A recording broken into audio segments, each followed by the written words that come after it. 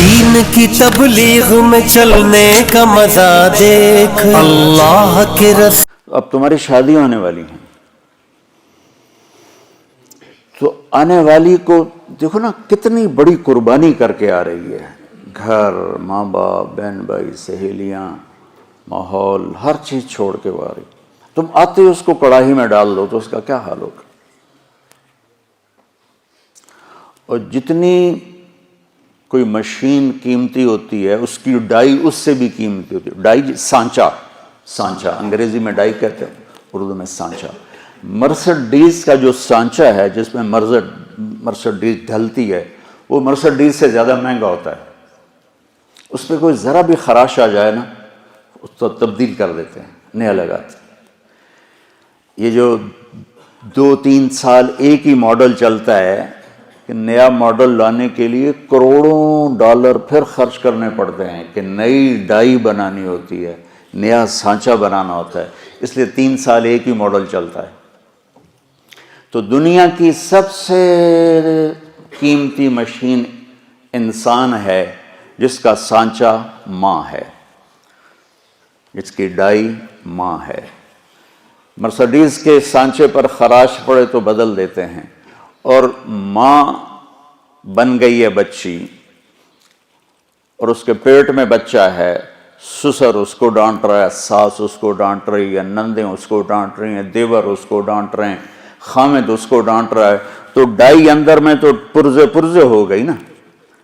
آج کل بچے پیدائشی ڈپریشن کا شکار ہیں کہ ماؤں پر وہ تشدد ہوتا ہے ماحول، کہیں اس کا الٹ بھی ہو جاتا ہے لیکن وہ بہت کم ہے کہ آنے والی بڑی زوردار ہوتی سارے نے بلا لیں دی، لیکن یہ بہت کم ہے۔ زیادہ یہی ہے کہ آنے والی ایک عذاب میں پھنس جاتی۔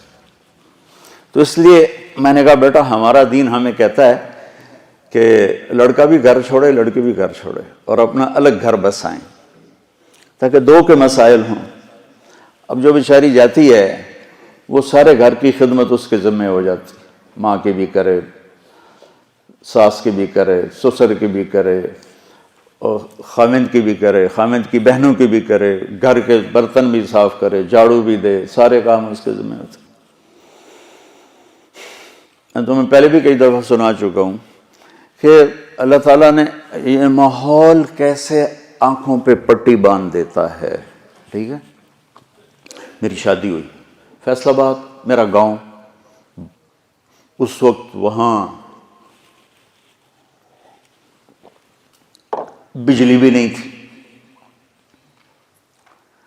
تو میری بیوی شہر سے اور وحشت زدہ ہماری جانگلی زبان وہ سمجھتی نہیں تھی، چپ کر کے بیٹھی رہتی تھی، تو وہ پھر میرے پاس روتی، تسی بولی جاندے ہو، میں نے پتہ ہی نہیں لگتا تسی آگ کی رہے ہو، ایسی کیفیت۔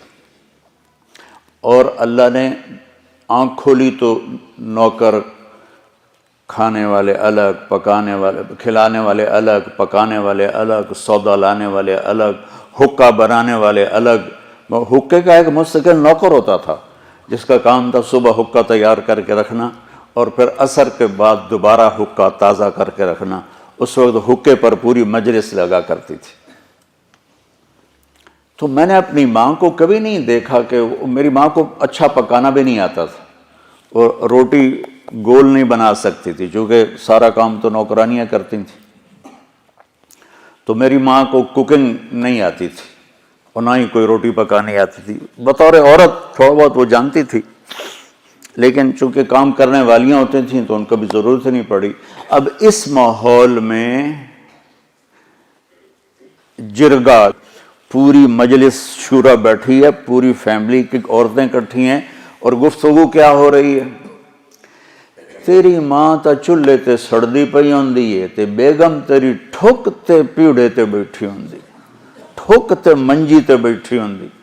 اور میں ہنس پڑا، میں نے کہا میری ماں کداں چولہے تے سڑی؟ میں نے کہا میں ہمیں تا اسے ماں چو جمیا، میری ماں نو تو ہن تائیں پکاونا نہیں آمدا، تو کداں چولہے تے سڑی ہے جو میری بیگم جیڑی ہو ٹھک تے بیٹھی تے ماں چولہے تے سڑدی پئی۔ میری ماں صرف نگرانی کے لیے جاتی تھی کیا پک رہا ہے کیا ہو رہا ہے بس، یا جب کھانا تیار ہو جاتا تھا تو نوکروں کو تقسیم کرنا، ڈیرے والوں کو تقسیم کرنا، مہمانوں کو تقسیم کرنا، گھر میں اپنے ہمیں یعنی بچوں کو دینا. یہ ماحول ہے کہ سب کچھ ہوتے ہوئے بھی ڈیمانڈ ہے کہ اے بھی جھاڑو پکڑ کے شروع ہو جائے. تو دیکھو بیٹا، ایک منفی مزاج ہوتا ہے، جو ممبر پہ بیٹھے تو منفی ہوگا، جو گھر میں جائے گا تو ہوگا، جس جگہ جائے گا وہ الٹا ہی ہوگا. تو میں تمہیں اس سے نکالنا چاہتا ہوں کسی طرح.